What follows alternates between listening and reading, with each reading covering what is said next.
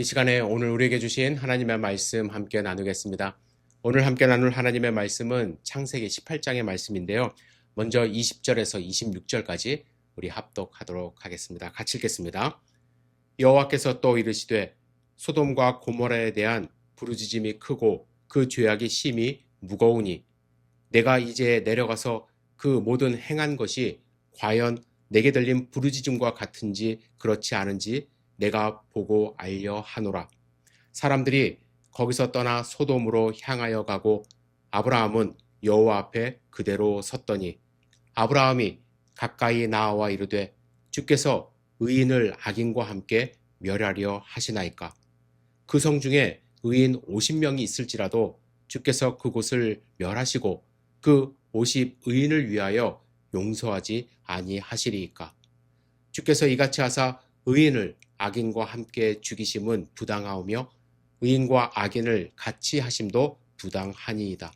세상을 심판하시는 이가 정의를 행하실 것이 아니니이까. 여호와께서 이르시되 내가 만일 소돔 성읍 가운데서 의인 50명을 찾으면 그들을 위하여 온 지역을 용서하리라. 아멘. 오늘 우리에게 주실 말씀을 기대하며 잠시 기도드리겠습니다. 전능하신 아버지 하나님, 주님의 음성을 저희들이 사모하여 모였습니다. 주님 말씀하여 주시옵소서.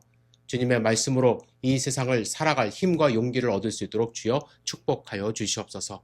성령 충만함으로 우리와 함께 하심을 믿고 의지합니다. 예수님의 이름으로 기도드렸사옵나이다. 아멘. 오늘 우리는 본문 말씀을 통해서 믿음의 조상이라 일컬어지고 있는 아브라함이 했던 기도에 대하여 함께 배우고자 합니다. 여러분은 기도라 하면 어떤 모습을 연상하십니까? 아마 시간을 정해서 자세를 잡고서 형식에 맞게 하는 것을 기도라고 보통 생각을 합니다. 저는 어릴 때 우리가 아무리 1시간 이상 열심히 기도를 해도 맨 마지막에 예수님의 이름으로 기도했습니다. 아멘. 이것을 하지 않으면 그것은 기도가 아니라고 저는 배울 때도 있었습니다. 꼭 형식을 갖춰야 그것이 기도라고 배운 것이죠. 물론 내가 기도할 때 누구의 이름을 의지하며 예수님의 이름을 의지하며 기도하고 있다는 것을 늘 마음 가운데 생각하며 기도하는 것 참 중요한 가르침입니다. 또한 대표 기도를 할 때요, 주일날 형식에 따라 기도하는 것 중요합니다. 하지만 여러분, 성경에서의 기도는요, 형식보다는 내용과 의미를 더 강조하고 있음을 우리는 알아야 합니다. 특히 오늘 우리가 함께 나눌 말씀 가운데 등장하는 아브라함의 이 기도는요, 형식이 없는 하나님과의 대화를 통하여 기도의 가장 기본적인 형태를 보여주고 있습니다. 사실 오늘 본문에 나오는 아브라함의 이 대화는 이 기도하는 것처럼 보이지 않습니다. 시간을 정한 것도 아니고요, 자세를 갖춘 것도 아니고 형식에 따라 기도하는 모습은 없습니다. 하지만 아브라함은 하나님께 간절히 간구하는 기도의 모습을 보이고 있음을 알아야 합니다. 아브라함의 이 간구는 하나님이 아브라함에게 소돔과 고모라를 심판하시겠다는 말씀 후에 나타납니다. 20절을 다시 읽겠습니다. 여호와께서 또 이르시되 소돔과 고모라에 대한 부르짖음이 크고 그 죄악이 심히 무거우니 내가 이제 내려가서 그 모든 행한 것이 과연 내게 들린 부르짖음과 같은지 그렇지 않은지 내가 보고 알려 하노라 말씀하십니다. 하나님은 소돔과 고모라의 죄악이 심히 크고 무겁다는 것을 아셨고 그것을 확인한다 말씀하십니다. 이것은 죄악이 너무나도 크기 때문에 소돔과 고모라를 그것이 사실이면 심판하신다라는 뜻입니다. 아브라함은 이 말씀을 듣고서 마음이 급해졌습니다. 아브라함은 하나님의 심판은 분명히 일어날 것을 알았고 그곳에 자신의 조카 롯과 그 가족들 뿐만 아니라 만약에 그곳에 심판받지 말아야 할 의인들이 있다면 그들이 하나님의 심판을 받는 것에 대한 긍휼한 마음이 들었던 것입니다. 그래서 아브라함은 하나님께 간구를 하기 시작합니다. 그는 50명의 의인이 있다면 심판하시겠냐고 하나님께 묻습니다. 하나님은 50명을 찾으면 용서하시겠다고 오늘 본문에도 말씀을 하셨죠? 하지만 그 이후에 계속 보시면 아브라함은 다시 하나님께 말씀드립니다. 그 중에 5명이 부족하다면 그 5명이 부족함으로 인하여 멸하시나이까? 하나님은 만일 45명을 찾으면 멸하지 않겠다고 또한 말씀하세요. 아브라함은 자신이 없었는지 다시 묻습니다. 40명, 30명, 20명, 결국 10명의 의인이 있다면 멸하시겠냐고까지 묻습니다. 하나님은 아브라함의 간청에 내가 10명으로 말미암아 멸하지 않겠다고까지 하십니다. 그리고 그 자리를 떠나셨어요. 아브라함은요, 6번의 간청을 드렸습니다. 사실 아브라함은 소돔과 고모라의 조카 롯이 산다는 것 외에는 사실 그들과 별 상관이 없습니다. 그럼에도 그는 어찌 보면 이 뻔뻔하기까지 한 6번의 숫자를 계속 내려서 뻔뻔하기까지 한 간청을 하나님께 드린 거예요. 그런데 하나님은요, 그의 간청 들으시고 어떻게 하셨나요? 야, 이제 그만해. 싫어. 네 말 듣기 싫어. 이렇게 하셨나요? 싫다 하지 않으셨어요. 귀찮다 하지 않으셨습니다. 지금 당장이라도 심판받아 마땅한 소돔과 고모라이지만 하나님은 그의 간청을 듣고 10명의 의인만 찾는다면 그 땅을 심판하지 않겠다고 약속하셨습니다. 여러분, 아브라함의 이러한 모습, 기도의 가장 기본적인 형태라고 할 수 있습니다. 하나님께 간청하는 모습. 그리고 아브라함은 자신의 이익이 아닌 이웃이 살고 있는 사람들을 위하여 순수한 마음으로 간구하고 있는 모습을 우리는 발견할 수 있습니다. 그렇다면 우리가 배워야 할 것, 아브라함은 어떻게 하나님께 이러한 간청, 이러한 기도를 드릴 수 있었을까? 첫째, 여러분, 기도는요, 하나님은 어떤 분이고 내 자신은 어떤 존재인지를 정확하게 인식할 때 가능한 거예요. 아브라함은 하나님이 어떤 분이고 자기 스스로는 어떤 존재인지를 분명하게 인식하고 있었기 때문에 이러한 간청을 드릴 수 있었던 것입니다. 창세기 18장에 보시면 아브라함이 하나님을 만나는 장면이 나와요. 1절 읽겠습니다. 여호와께서 마므레의 상수리 나무들이 있는 곳에서 아브라함에게 나타나시니라. 이때 하나님은요, 3명의 모습으로 나타나셨습니다. 이 3명에 대하여 삼위일체 하나님이라고 이제 말씀하시는 분들도 있고, 나머지 2명은 심판하는 이 천사의 모습들이라고 이제 말씀하시는 분들도 있습니다. 확실치는 않지만 이들을 보자 아브라함은 달려나가 영접하며 몸을 땅에 굽히고 이렇게 말합니다. 내가 주께 은혜를 입었다오면 원하건대 종을 떠나 지나가지 마옵소서. 이 말을 한 후에 아브라함은 하나님을 극진하게 대접해요. 발 씻을 물을 제공하고 나무 아래에서 쉴 수 있는 자리를 마련한 후에 떡과 송아지 고기를 만들어 대접합니다. 아브라함은 자신이 할 수 있는 가장 최선의 방법으로 하나님을 맞이했습니다. 왜요? 아브라함은 하나님을 경외하는 마음이 있었기 때문에. 아브라함의 이와 같은 태도는 자신은 어떤 존재인가에 대한 인식도 함께 있었기 때문입니다. 18장 27절에 나타난 아브라함의 고백을 보시면 자신을 티끌과 같은 존재라고 이야기를 합니다. 이것이 바로 아브라함의 자기 인식이에요. 원문에 보시면 이 티끌이란 먼지를 의미합니다. 여러분, 우리의 원재료, 먼지라는 사실 알고 있습니까? 이 먼지는 흙이에요. 우리는 흙에서 취함을 얻은 존재입니다. 그리고 우리는 다시 죽으면 그 흙으로, 먼지로 돌아갑니다. 이것이 내 자신은 하나님의 피조물이라는 인식에서 시작이 되는 거예요. 우리가 이 인식을 하고 산다면 주 앞에 겸손할 수밖에 없음을 우리는 알아야 합니다. 그분을 날마다 의존하지 않고는 살아갈 수 없다는 인식, 그리고 하나님은 나를 지으신 창조주라는 인식, 이것이 기도가 출발하는 장소라는 것을 여러분들 아셔야 돼요. 내가 아무것도 할 수 없는 존재이고 하나님은 전능하신 나의 창조주라는 확실한 믿음이 있을 때, 그때서 우리는 비로소 간절한 기도를 하나님께 드릴 수 있는 것입니다. 여러분, 겸손한 것은요, 열등하다라는 것과 달라요. 열등감에 사로잡힌 사람들은 기도하지 않습니다. 내가 기도한들 하나님이 들으실까? 아니 내가 나라를 위하여 민족을 위하여 기도한들 세상이 달라질까? 이런 생각을 하는 것이 열등감에 사로잡힌 사람들입니다. 그래서 기도하지 않습니다. 반면에 겸손한 사람은 자기의 피조물성 본질을 인식하면서도 기도를 들으시는 하나님을 의지할 줄 아는 사람들입니다. 아브라함은 티끌과 같은 나라도 감히 주께 고하나이다 이런 말을 했어요. 31절에도 보시면 감히라는 단어가 한 번 더 강조됩니다. 여러분, 기도는 겸비한 태도로 그러나 담대하게 하는 것입니다. 이것이 기도하는 아브라함이 보여준 기도하는 자의 모습입니다. 여러분, 우리는 어떻습니까? 우리가 만일 기도하지 않는다면 그것은 내 힘으로 세상을 살아갈 수 있다는 교만을 표현한 것뿐일 뿐만 아니라 전능하신 하나님이 살아 계신다는 것을 믿지 않는 불신앙의 반증이라고 할 수 있음을 아셔야만 합니다. 아브라함은 자신은 먼지와 같은 존재이고 하나님은 전능하신 분이라는 존재임을 확실히 믿고 있었기 때문에 이러한 간청을 하나님께 드릴 수 있었던 것이죠. 여러분, 이러한 확신이, 믿음이 우리 가운데 있습니까?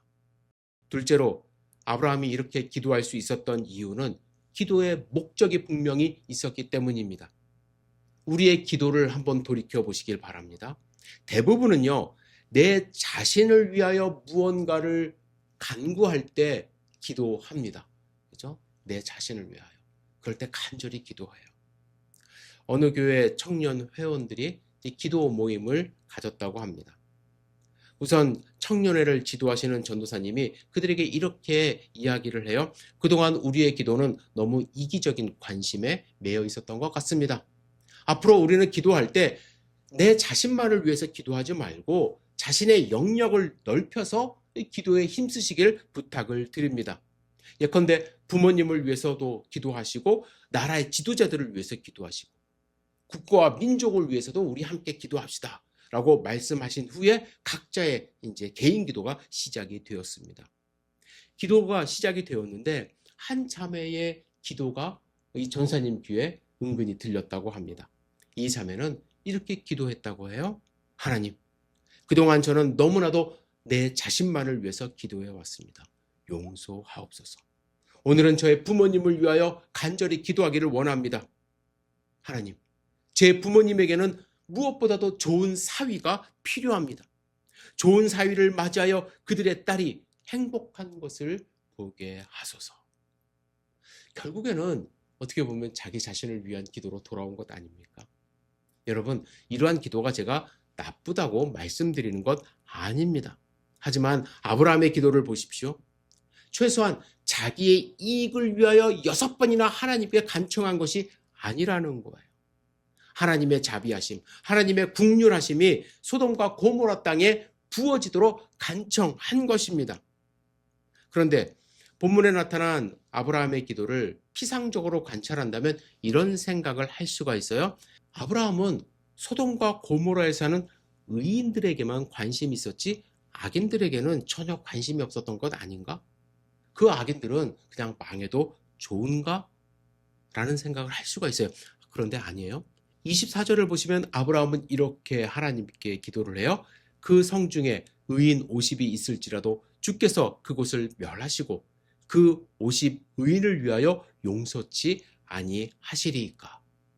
이렇게 하나님께 간구했을 때 이 의미는 무엇이냐면 그 의인을 보시고 나머지 사람들도 용서해 주시지 않겠습니까? 이렇게 그 성읍 전체를 위하여 기도하는 내용이라고 할 수 있어요. 여러분, 아브라함이 이렇게 어떻게 보면 자기와 별 상관없는 소돔과 고모라를 위하여 기도할 수 있었던 이유는 무엇이었을까요? 그가 하나님께 부르심을 받았을 때 매우 중요한 소명을 받았다라는 거예요. 그것은 그가 다른 사람들에게도 축복이 되는 존재로 살아야 한다는 것입니다. 12장 2절에 보시면 하나님은 너는 복의 근원이 될지라고 말씀하셨어요. 여러분, 의인은요, 악인들에게도 축복의 근원이 될 수 있어야만 합니다. 그죠? 믿는 사람들에게만 친근하게 다가가서 믿는 사람들만 축복하는 사람이 아니라 하나님의 사람들은 믿지 않는 사람들에게도 복의 근원이 될 수 있어야만 합니다. 그것은 아브라함뿐만 아니라 모든 그리스도인들이 추구해야 할 삶의 양식이라 할 수 있습니다. 여러분, 우리가 기독교적으로 산다는 것은요, 결코 냉혹한 정의만을 추구하는 것은 아니에요. 저 사람은 법을 어겼으니까, 저 사람은 악인이니까 무조건 처벌받아야 돼. 그렇게 사는 것은 아니라는 것입니다. 저는 사랑 없는 정의, 긍휼 없는 정의는 정의 없는 사랑보다 훨씬 더 악할 수 있다라고 생각을 합니다. 그냥 무조건 모든 사람을 심판만 하려 하니까요. 아브라함은 복의 근원이 되는 사람처럼 엎드려서 하나님께 그들을 위하여 간구한 것입니다. 예수님도 기도의 목적을 분명히 이렇게 말씀하셨습니다. 마태복음 6장 31절에 그러므로 염려하여 이르기를 무엇을 먹을까 무엇을 마실까 무엇을 입을까 하지 말라. 그러면서 33절에 너희는 먼저 그의 나라와 그의 일을 구하라. 그리하면 이 모든 것이 너희에게 더하시리라. 그의 나라를 구하라고 말씀하셨어요. 누가복음 11장에 보시면 제자들이 예수님께 기도하는 법을 가르쳐달라고 했을 때 예수님은 먼저 하늘나라가 임하기를 기도하라 하셨습니다. 11장 2절 읽을게요. 아버지여 이름이 거룩히 여김을 받으시오며 나라가 임하옵시며. 아브라함은요, 하나님은 정의로우신 분이기 때문에 심판에도 하나님의 정의가 나타나야 한다. 즉 하나님 나라가 임할 수 있기를 간청한 것입니다. 여러분들 기도의 목적이 무엇입니까? 나만 잘 살면 된다? 내 가족만 잘 살면 된다? 아니요. 우리가 사는 이 땅에, 그렇죠? 우리가 떠나온 고국에 하나님의 나라가 임하기를, 하나님의 긍휼과 하나님의 용서와 하나님의 사랑이, 정의와 공의가 임할 수 있기를, 하나님의 나라가 실현되기를 위하여 우리는 간절히 간청해야 할 것입니다. 그것이 우리의 기도의 목적이 되어야 할 것이고, 그 목적을 가지고 아브라함은 기도를 한 것입니다. 세 번째로 아브라함은요, 자신의 수치를 덮을 만큼의 사랑이 있었기 때문에 이러한 기도를 한 거예요. 여러분, 아브라함과 하나님과의 대화를 읽으면서 어떤 생각이 드셨나요? 50, 45, 40, 30, 20, 10 하나님께 딜을 하지 않습니까? 숫자를 바꿀 때마다 아브라함은 스스로 어떤 생각을 했을까? 아무런 생각이 없었을까요? 저 같으면요, 말씀드리면서도 좀 찝찝했을 것 같아요. 좀 부끄럽다는 생각이 들었을 거예요. 내가 요거 한 번 10명만 더 깎으면 어떨까? 요거 깎아도 하나님이 뭐라고 하지 않으실까? 그렇죠? 그런데 그는요, 이렇게 해서라도 그들을 구해야 한다는 그러한 사랑이 있었던 것 같아요. 저 같으면 50명 처음에 얘기했을 때 그래, 뭐 그들의 잘못이니까 어쩔 수 없지 라고 했을 것 같아요. 그런데 아브라함은 그들을 위하여 10명까지 하나님께 간청을 한 것입니다. 수치를 무릅쓰고 기도한 거예요. 어떻게 보면 이것이 기도자의 모습이 아닐까 생각을 합니다. 아브라함은 하나님께 미움받으면 갈 데가 없어요. 하지만 아브라함은 하나님을 붙들고 수치를 각오하는 그러한 모험을 하면서 하나님께 매달린 것입니다. 여러분, 예수님을 기억해 보세요. 예수님은 우리를 위하여 수치를 당하셨고 매를 맞으셨고 모멸감을 맛보셨습니다. 내가 한 것은 배신과 죄뿐이지만 예수님은 아무 말 없이 가장 수치스러운 십자가에 못 박혀 우리를 위하여 죽으셨어요. 예수님께서도 이러한 수치와 모멸을 당하는, 그를 감수하는 사랑이 있었기 때문에 우리가 구원을 받을 수 있게 된 것입니다. 아브라함은 당연히 예수님과 같은 그러한 아픔을 경험하지는 않았지만 그가 잘 모르는 사람을 위해서라도 창피함을 무릅쓰고 6번이나 하나님께 간구했습니다. 여러분, 예수 그리스도의 사랑이 우리 가운데 있습니까? 다른 사람을 위하여 어떠한 마음으로 기도하십니까? 믿지 않는 사람들을 위하여 피상적으로 대충 기도하는 것은 아닌지요? 뭐 그들의 선택이니까 하나님 그냥 대충 알아서 해주세요. 왜 그렇게 기도하는 줄 아십니까? 마음에 그들을 위한 사랑이 없기 때문이라고 해도 과언이 아닙니다. 그래서 우리에게 필요한 것은 예수 그리스도의 사랑이 우리 마음 가운데 충만한 것입니다. 그러면 끝까지 그들을 위하여, 비록 나를 미워하는 사람이라 할지라도 그들의 영혼을 주님께 의지하며 주님께 맡겨드리며 간절함으로 기도할 수 있게 되는 것입니다. 여러분, 아브라함의 기도로 소돔과 고모라가 비록 회개하고 구원받은 것은 아닙니다. 어떤 분들은 그 결과를 보면서 어차피 우리가 기도해도 이루어지는 건 아니지 않습니까? 라고 생각하는 분들 있습니다. 하지만 하나님은 결코 그렇게 말씀하지 않으셨어요. 내가 더 기도하지 않아서 소돔과 고모라가 심판받았다고 하지 않으십니다. 오히려 하나님은 아브라함의 기도를 들으셨고 그들을 구원할 수 있는 기회를 하나님이 주신 거예요. 우리는 거기까지 할 뿐이에요. 그 결과에 대한 책임도 우리가 지는 것은 아닙니다. 우리는 끝까지 하나님의 긍휼하심을 의지하며 기도할 뿐입니다. 여러분, 아브라함의 기도를 통하여 우리가 배워야 할 것은 무엇입니까? 무엇보다도 기도해야 할 이유를 여러분들 분명히 배우셨으면 좋겠습니다. 우리는 창조주 앞에 서면 바람에 힘없이 날리는 먼지와 같은 존재입니다. 그런데 어떻게 기도하지 않고 살아갈 수 있습니까? 그리고 우리는 하나님의 축복을 있겠습니까? 그리고 우리는 하나님의 축복을 전달해야 하는 축복의 통로로 선택받은 자들입니다.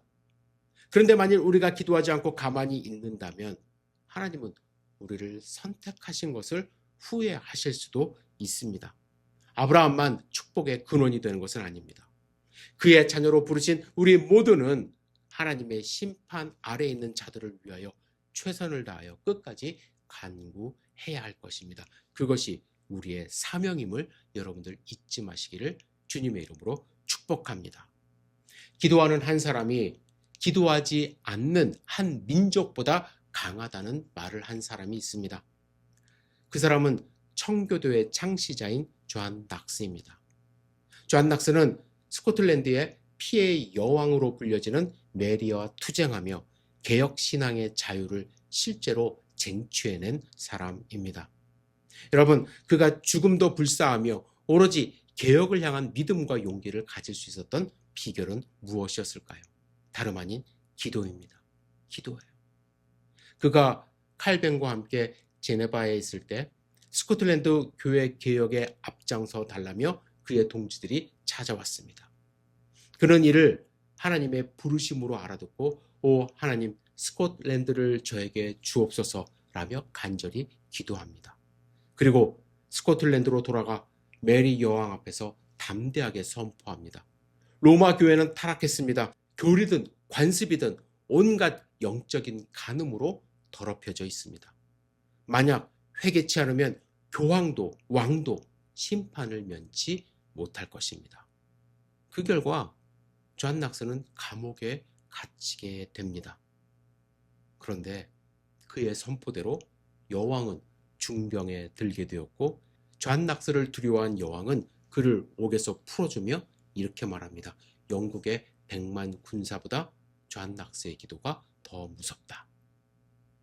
여러분, 하나님은 이렇게 간절함으로 기도하는 한 사람을 찾고 계십니다.